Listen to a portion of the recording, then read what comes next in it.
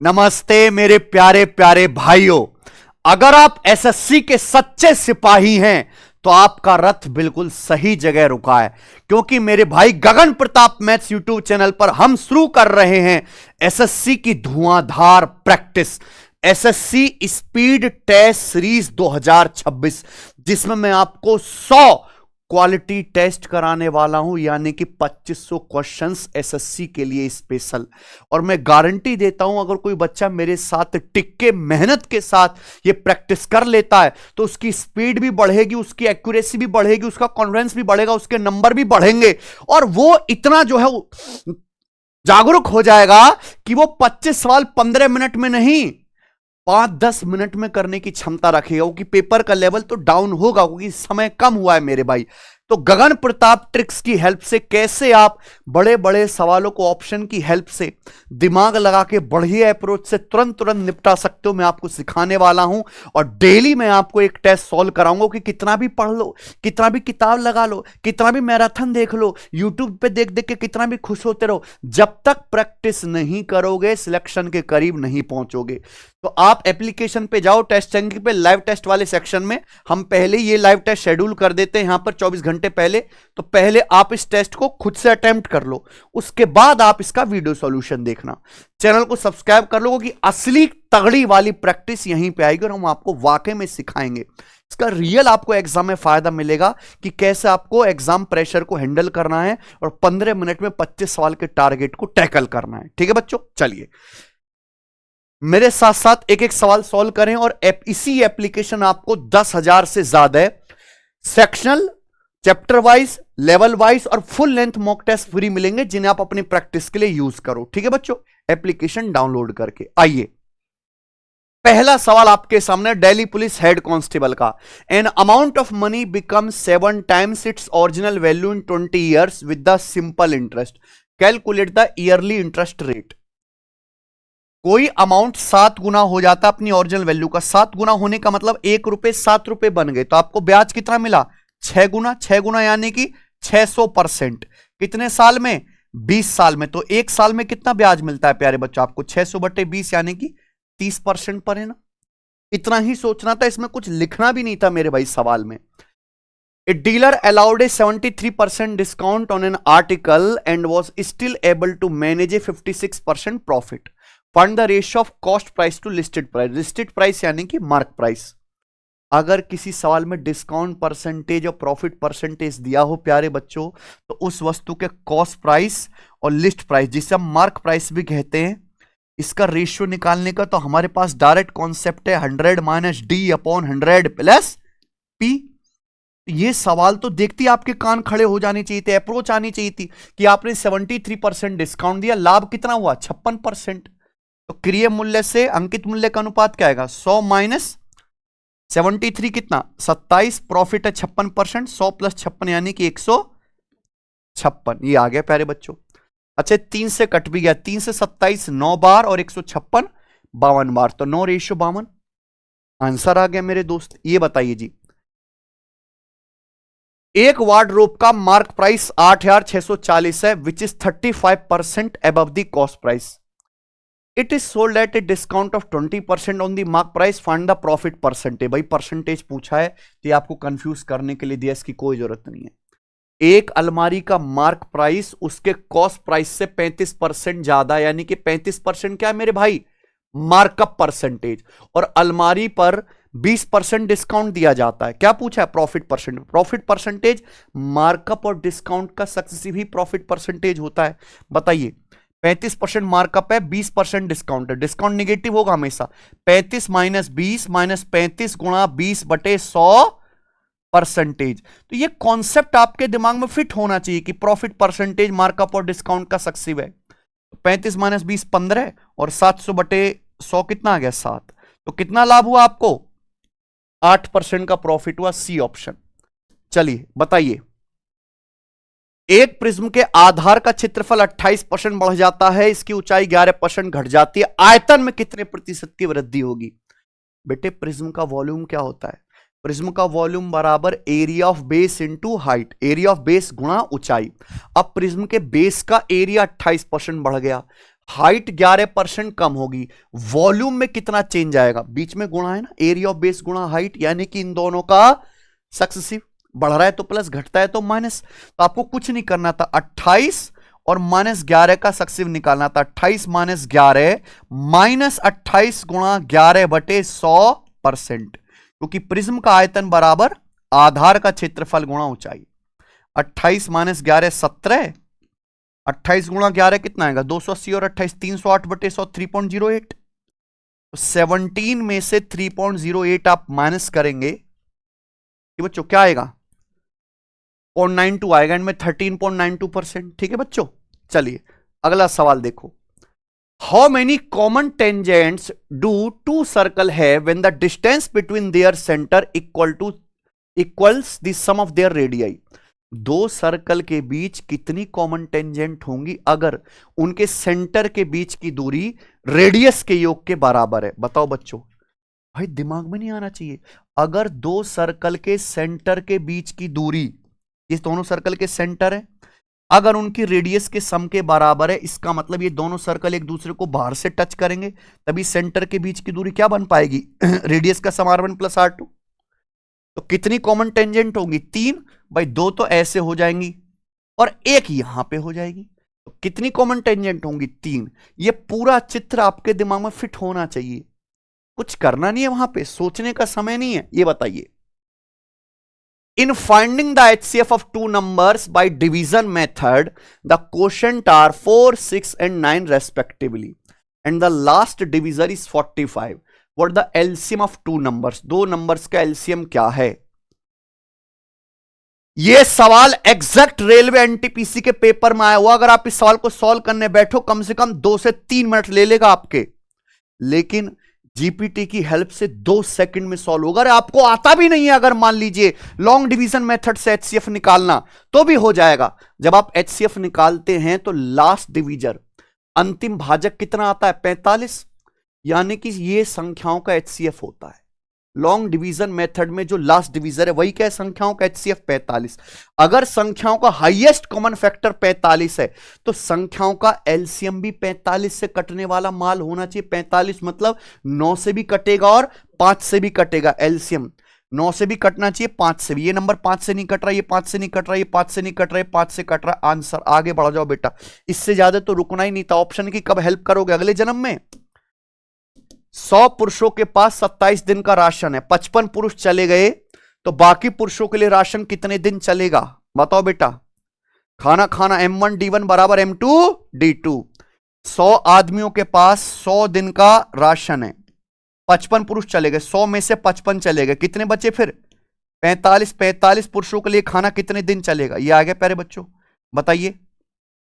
60 दिन बच्चों, 45 गुणा 60, 2700। ठीक है बच्चों, चलिए 60 दिन आ गया। ये बताइए 8वां सवाल। ए trader gives 15% discount on the mark price of an article and gives 2 article free for buying 16 article and gain 36% in the entire transaction.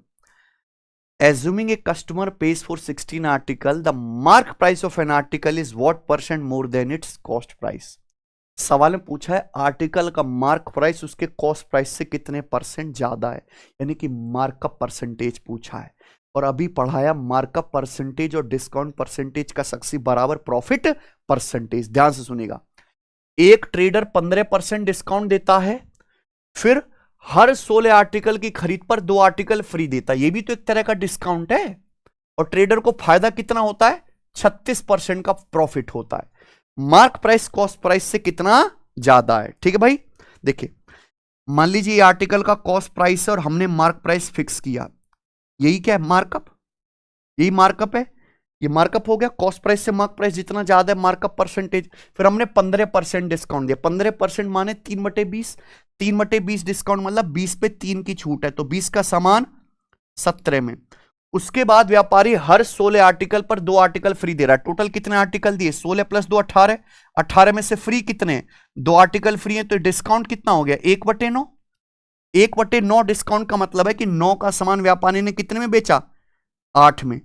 तो मार्कअप और डिस्काउंट का सक्सेसिव लाभ कितना हुआ 36%। 36% लाभ का मतलब यह है कि 100 रुपए के कॉस्ट का सामान 100 से 36 ज्यादा 136 में बिका। क्लियर है? तो 17 × 136, 136 कट गया, 20 पंजे 100, यानी कि वस्तु के मार्क प्राइस और इसके कॉस्ट प्राइस का डायरेक्ट रेशियो आ गया, 9 उधर चला गया, 9/5। यानी कि वस्तु का अगर कॉस्ट प्राइस 5 है तो उसका मार्क प्राइस 9 है, यानी कि मार्क प्राइस कॉस्ट प्राइस से कितना ज्यादा है? 4 ज्यादा है। 1/5 20%, 4/5 80%। अंकित मूल्य क्रय मूल्य से 80% ज्यादा है। सवाल 4 लाइन का, लेकिन आपका सॉल्यूशन एक स्टेप में होगा। ठीक है बच्चे, आइए जरा। After selling an article at a discount of 20%, profit percentage obtained is 32%। What is the markup percentage? Discount profit percentage दिया हुआ है, तो सीपी सेम्पी का रेशियो डायरेक्ट आ जाएगा 100 - D अपॉन 100 प्लस P। बताइए बच्चों, डिस्काउंट कितना है 20%, 100 - 20 80, प्रॉफिट है 32%, 100 + 32 132। बताइए पहले दोस्तों, किससे चला गया ये? किससे चला गया जी? 8 से? 8 से नहीं जा रहा ये जाएगा भैया यहां पे 4 से 20 बार, और ये कितना 33, 20/33। सीपी से एमपी का रेशियो आ गया। कोई दिक्कत? पूछा है वस्तु का मूल्य, अंकित मूल्य कितने प्रतिशत बढ़ाकर अंकित किया गया। अगर कॉस्ट प्राइस 20 है वस्तु का, तो मार्क प्राइस कितना है 33, तो मार्क प्राइस कॉस्ट प्राइस से कितना ज्यादा है 13। 1/20 5%, 13/20 65%। तो अंकित मूल्य क्रय मूल्य से कितना अधिक हो गया 65%। अब याद होना चाहिए कि 1/20 5% होता है, 13/20 13 गुना होगा 65%। चलिए, average age of 26 student of a class is 37 year. If the age of teacher is also included, the average age of whole group becomes 38 year. The age of the teacher is, teacher की age कितनी है?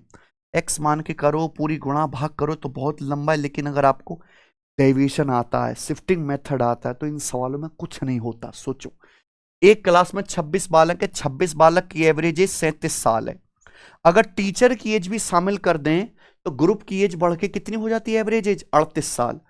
Group की average age 37 साल से कितनी हो गई 38 साल, यानी कि एवरेज एज कितनी बढ़ गई? एवरेज एज 1 साल बढ़ गई, यानी कि टीचर की एज 37 साल से ज्यादा होगी। एवरेज 1 साल बढ़ गया, कितने लोगों का? 26 स्टूडेंट थे, टीचर भी आ गया, तो लोग कितने हो गए 27। 27 लोगों का एवरेज 1 साल बढ़ गया, तो टोटल कितना बढ़ा होगा 27 एकम 27 साल, यानी कि टीचर की जो एज होगी 37 से 27 ज्यादा कितना होगी 64 साल। बताइए आंसर क्या है? A option.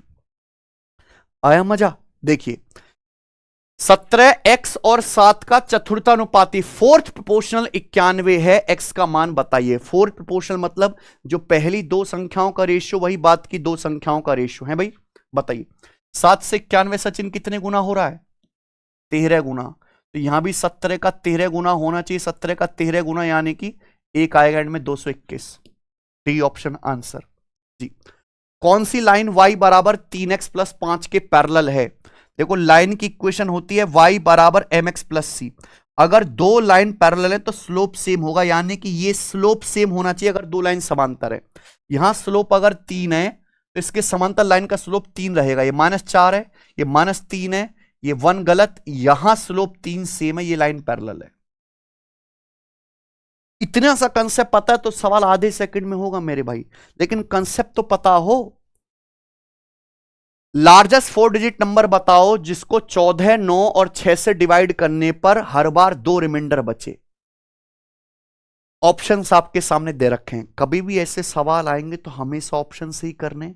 अरे आपको आंसर परोस के दे रखा है मेरे भाई, वो नंबर बताइए।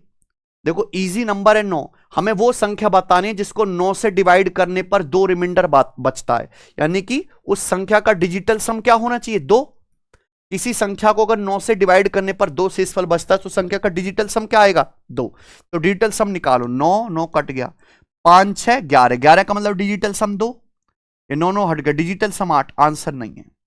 9 9 8 4 12 3 डिजिटल सम, आंसर नहीं है। 9 9 हट गया, 4 6 10, 10 मतलब 1 डिजिटल सम, आंसर नहीं है।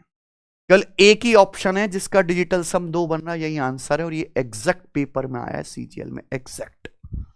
आइए, रमेश ने 5% के वार्षिक चक्रवृद्धि ब्याज दर पर 50,000 रुपए इन्वेस्ट किए, 3 साल बाद कंपाउंड इंटरेस्ट क्या होगा? बताओ मेरे भाई। 5, 10, 15, 20, 25, 30, ये स्टैंडर्ड रेट। 2 साल 3 साल का याद होना चाहिए। आप बताओ, अगर ब्याज की दर 5% है तो 3 साल में कितना कंपाउंड इंटरेस्ट मिलेगा? 15.7625%। 10% होता तो 3 साल में कितना ब्याज मिलता? 33.1%। तो 15.7625% आपको ब्याज मिलेगा 3 साल में, कितने रुपए का? 50,000 रुपए का। बताइए क्या आएगा? 50,000 का 15%, 7500 से ज्यादा आएगा? ये 16% से कम है ना?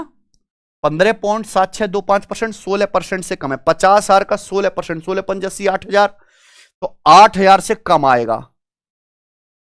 अब देखो, ये 7500 के करीब है, ये 8,000 के करीब है, तो आंसर क्या बनना चाहिए? D option. भाई 50,000 का अगर 16% निकाला जाए तो क्या आएगा? 8,000। ये 16% से हल्का कम है, 15% से काफी ज्यादा है, तो आंसर 8,000 से हल्का कम आएगा, तो ये आंसर होना चाहिए। तो 7500 के करीब है, ठीक है नहीं? अप्रोक्स कैलकुलेशन करो। 37 साइड वाले एक रेगुलर पॉलीगन में कितने डायगोनल हो सकते हैं? बताइए। अगर किसी पॉलीगन में n भुजाएं तो उसमें कितने डायगोनल होते हैं? n into n minus 3/2। और अगर भुजाएं ही 37 है तो कितने होंगे? 37 इंटू 37 माइनस 3, 34/2। बताइए, 2 से हमारा 34 कट गया 17 बार, 7 49, 9 आएगा एंड में। ये तो नहीं आएगा बेटा 9 से कटने वाला, ये भी नहीं आएगा, ये भी नहीं आएगा। आंसर 629 है बच्चों। 7 49 एंड में 9 आएगा, 729 नहीं होगा क्योंकि ये 9 का क्यूब है। ठीक है बच्चों। 16वां सवाल। एक बोट 120 किलोमीटर डाउनस्ट्रीम जाती है 6 घंटे में, 120 किलोमीटर अपस्ट्रीम 10 घंटे में। बोट की स्टिल वाटर में स्पीड क्या है? डाउनस्ट्रीम जाती है 120 किलोमीटर 6 घंटे में, डाउनस्ट्रीम की स्पीड क्या आएगी? 120/6, 20 किलोमीटर पर आवर। यही बोट अपस्ट्रीम जाती है 120 किलोमीटर 10 घंटे में, तो अपस्ट्रीम की स्पीड क्या आएगी? स्पीड बराबर डिस्टेंस बटे time, 120/10, 12 kilometre per hour. Still water में बोट की स्पीड क्या आएगी? जोड़ के आधा कर दो, डाउनस्ट्रीम प्लस अपस्ट्रीम बटे 2, तो 20 प्लस 12, 32/2। क्या आ गया आंसर? 16 kilometre per hour. समझे? ठीक है भाई। आओ इस एक्सप्रेशन को सिंप्लीफाई करो। कोई कैलकुलेशन नहीं करने की, सवाल देख के आप कैलकुलेशन बनाने बैठ जाओ। क्या दिख रहा है? A cube plus B cube plus C cube minus 3abc, नीचे A square plus B square plus C square minus A B minus B C minus C A. तो क्या फॉर्मूला होता है? क्या बचेगा? A plus B plus C. A plus B plus C का मतलब 2.3 plus 15.9 plus 3.7। अब बताओ प्यारे बच्चों, जोड़ के कितना आएगा? ये 15 2 17 3 20, 0.3.7 1.9, 20 और 1.9 कितना आ गया? 21.9। फॉर्मूला याद होना चाहिए। सुधा का खर्च उसकी बचत से 150% अधिक है। खर्च 12% कम हो जाता है, बचत 37% बढ़ जाती है। उसकी इनकम में कितने प्रतिशत की वृद्धि होगी? इनकम का मतलब क्या होता है? इनकम का मतलब है खर्चा प्लस बचत। खर्चा प्लस बचत में कितना चेंज आएगा? सुधा का खर्चा उसकी बचत से 150% ज्यादा है। 150% की फ्रैक्शन वैल्यू 3/2, 50% 1/2, 150% 3/2। खर्चा बचत से, बचत 2 है तो खर्चा 3 ज्यादा, यानी कि कितना है? 5। खर्चे और बचत का रेशियो 5:2 है। एक्सपेंडिचर 12% कम हो जाता है, खर्चा 12% कम हो जाता है, बचत 37% बढ़ जाती है। बढ़ना मतलब प्लस। तो इनकम में कितना चेंज आएगा? इनकम का मतलब खर्चा प्लस बचत में कितने प्रतिशत का परिवर्तन होगा? तो क्या आपको दिख नहीं रहा है? डायरेक्ट कोई 100 मानने की जरूरत नहीं। खर्चा कितना कम हो गया? 5 का 12% 60। बचत कितनी बढ़ गई? 2 का 37% 74। तो 74 माइनस 60 कितना आ गया? 14% बढ़ गया मेरे दोस्तों। कितनी वैल्यू पर? 5 + 2, तो 14/7 कितना आ गया? 2%। इनकम कितनी बढ़ जाएगी मेरे भाई? 2%। बी ऑप्शन इस सवाल का आंसर है। आइए, सर्कल की रेडियस 16.2 यूनिट है और चाप की लंबाई 5 यूनिट है प्यारे बच्चों, आर्क की लंबाई 5 यूनिट है। तो आपसे पूछा है सेक्टर का एरिया ज्ञात कीजिए। अगर किसी सेक्टर की रेडियस और आर्क की लंबाई दी है तो सेक्टर का एरिया निकालने का डायरेक्ट कॉन्सेप्ट है 1/2 length of arc into radius. जैसे यहां पे आर्क की लंबाई 5 है और रेडियस कितनी है 16.2। इस सवाल यार ये सब फ्री के नंबर है, 2 से अगर आप काटोगे तो कितना आएगा भैया 40.5 यूनिट का स्क्वायर जी। एक सेल के दौरान 50% माल 49% प्रॉफिट पर बेचा जाता है, रिमेनिंग माल का 32% 45% प्रॉफिट पर बेचा जाता है और बचे हुए माल को 15% लॉस पर बेचा जाता है। कुल प्रॉफिट x% है तो x का मान ज्ञात कीजिए। बताइए मेरे भाई, सोचो। ये सवाल रेलवे का एक वायरल क्वेश्चन है और मैं वो तरीके सिखा रहा हूं जो एग्जाम में बच्चा कर सकता है, जो बिगिनर फ्रेशर बच्चा भी समझ सके। ध्यान से सुनिएगा मेरे भाई, आपको निकालना सारे सामान पे कुल मिलाकर कितने % का प्रॉफिट हुआ, यही है ना बच्चे। ध्यान से सुनिएगा। मान लीजिए कि हमारे पास हम 100 रुपए का सामान है, क्योंकि 100 पे जो भी आंसर आएगा सीधा किस में आएगा परसेंटेज में। तो 100 रुपए का 50% कितना होता है 50। 50 रुपए का सामान आपने बेचा 49% प्रॉफिट पर, 49% यानी कि 0.49 इतना प्रॉफिट होगा। 100 में से 50 का सामान बेच दिया तो बचा कितना सामान 50 का, तो 50 का 32% कितना हो गया 50 का 32% यानी कि 16 का सामान बेचा 45% प्रॉफिट पर, 45% का मतलब क्या हो गया 0.45। 50 में से 16 का सामान बिक गया तो बचा कितना फिर 34 का, 34 का सामान बचा। इस बचे हुए सामान को बेचा 15% लॉस पर, लॉस यानी कि माइनस 15% लॉस हो, 15% लॉस का मतलब कितना 0.15। ये कैलकुलेशन कर लीजिए। 100 रुपए के सामान पे अलग अलग हिस्सों में इतना इतना प्रॉफिट हो रहा है, जो भी आंसर आएगा 100 पे डायरेक्ट परसेंटेज में आएगा। बताओ, इतनी कैलकुलेशन करने से बढ़िया है कि डिजिटल सम लगा लीजिए प्यारे बच्चों।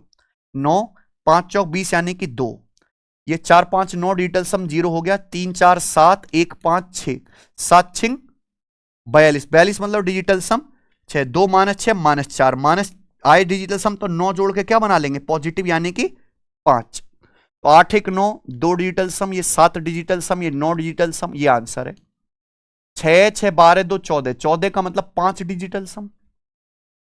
तो कैलकुलेशन के लिए आपको डिजिटल सम जैसे तरीके आने चाहिए। 21वां सवाल देखो कितना प्यारा सवाल है। इस डायग्राम में ए बी सर्कल का डायमीटर है जो सी डी के समांतर है, सी डी के पैरेलल है ए बी डायमीटर, ठीक है। ओ जो है वो दिए गए त्रिभुज का केंद्र है, त्रिभुज नहीं यहां पे सर्कल का सेंटर होगा। ओ क्या है सर्कल का सेंटर है। तो आपसे पूछा है एंगल बी सी डी, ये वाला एंगल आपसे पूछा है। बताइए देखो ए बी डायमीटर है, जहां डायमीटर है वहां ये थ्योरम लगेगी सेमी सर्कल में बना कोण 90 डिग्री होता है। ये कोण टोटल कितना होना चाहिए 90 डिग्री, ये 66 डिग्री, तो ये कितना बचा फिर 90 - 66 यानी कि 24 डिग्री। तो ये एंगल बन रहा है इस आर्क से ए सी से, है ना, ए ई सी 24 डिग्री है। तो सेम आर्क से बना एंगल ए बी सी, ये वाला एंगल भी कितना होगा 24 डिग्री। ये दोनों लाइन पैरेलल है, ये क्या है ट्रांसवर्सल लाइन, ये दो लाइन पैरेलल है ट्रांसवर्सल लाइन। तो अगर ये एंगल थीटा ये एंगल भी थीटा, अल्टरनेट एंगल बराबर हो गए तो ये भी क्या आएगा 24 आ गया, ये 24 ये भी 24, अल्टरनेट एंगल डी ऑप्शन। एक ट्रायंगल की साइड 11 60 61 है। What the area of triangle formed by joining the mid point of the side of triangle, triangle के मिड पॉइंट को मिलाने से जो ट्रायंगल बनेगा उसका एरिया क्या होगा, इसे बोलते हैं मीडियल ट्रायंगल। एक ट्रायंगल की साइड 11 60 61 है तो राइट एंगल ट्रायंगल है भाई, ट्रिपलेट है ना। राइट एंगल ट्रायंगल का एरिया क्या होता है 1/2 90 डिग्री बनाने वाली भुजाओं की गुणा, यानी कि 11 × 60, ये हाइपोटेन्यूस होगा। अब इस ट्रायंगल की तीनों साइड के मिड पॉइंट को मिलाने से ये जो ट्रायंगल बना, इस ट्रायंगल का एरिया क्या होगा, तो इसका एरिया क्या होता है ओरिजिनल ट्रायंगल का 1/4, मीडियल ट्रायंगल का 1/4 ही आएगा बच्चों। 4 से 60 आपका 15 बार, तो 165/2 कितना आ गया 82.5 जी। निम्नलिखित का अनुमानित मान ज्ञात कीजिए। एमटीएस का सवाल है, अप्रॉक्स वैल्यू बतानी और बहुत सारी शिफ्ट में आया है, ठीक है बच्चों। एग्जैक्ट नहीं अप्रॉक्स वैल्यू निकालनी है। ये 1.8 का स्क्वायर 3.24 यानी कि लगभग 3, ये मान लीजिए क्या है 625, 625 का फोर्थ रूट कितना आ जाएगा 5। नीचे ये क्या है अप्रोक्स 729, 729 का क्यूब रूट क्या आएगा 9 प्लस 9.82, 9.82 क्या लगभग 10, ये क्या है लगभग 64, 64 का रूट क्या आएगा 8, 3 + 5 8/9 लगभग 1 हो गया, और 10 8 18 और 1 19, अप्रोक्स क्या आ गया इस सवाल का आंसर 8 10 18 और ये लगभग 8/9 यानी कि अप्रोक्स 1 ही हो गया। तो लगभग किसके करीब है ये 19 के करीब है जी। 24वां सवाल, एक कोन का कर्व सरफेस एरिया 2684 पाई सेंटीमीटर स्क्वायर है, इसके बेस का डायमीटर 44 सेंटीमीटर है, कोन की हाइट बताइए। कोन के बेस का डायमीटर 44 है तो रेडियस कितनी होगी 22 सेंटीमीटर। क्या पूछा है कोन की हाइट। 22 में 11 दिखता है, 11 के साथ ट्रिपलेट बनना चाहिए। अगर इतने आसान नंबर है प्यारे बच्चों, 11 के साथ एक ही नंबर का ट्रिपलेट बनेगा 120 का। 11 60 61 डबल कर दिया है कि नहीं। सॉल्व करना है तो कैसे भैया, कोन का कर्व सरफेस एरिया है 2684 पाई। कोन का कर्व सरफेस एरिया क्या होता है पाई RL, रेडियस कितनी है 22, स्लाइंट हाइट आप यहां से निकाल लेंगे, पाई से पाई कट गया, 22 से कितनी बार 22 से कम 22, 4 8 22 दूनी 44, 22 दूनी 44, तो कोन की स्लांट हाइट कितनी आ गई 122। 11 60 61 का ट्रिपलेट सबने पढ़ा, अगर ध्यान से देखिए तो केवल यहां पे दुगुना कर दिया गया है, डबल 61 का डबल 122, 11 का दुगुना 22 तो ये कितना बचा 60 का दुगुना 120 है कि नहीं। आखिरी सवाल मेरे भाई सरल कर दीजिए, सीएचएसएल का सवाल है, sine square x plus cos square x 1 और 1 + tan स्क्वायर एक्स कितना आ गया सेक स्क्वायर एक्स। ये है बेटे उड़ाने के तरीके, समझ में आया। अगर कोई बच्चा पूरा गणित सीखना चाहता है तो सिलेक्शन वे एप्लीकेशन पर हमारा जो रिकॉर्डेड बैच है इसको ज्वाइन कर सकते हैं मेरे भाई। और ये प्रैक्टिस मैं आपको डेली कराऊंगा और आपको भी इसी अप्रोच के साथ सोचना सिखा दूंगा इन 100 दिन में जैसे हम कर रहे हैं। धन्यवाद।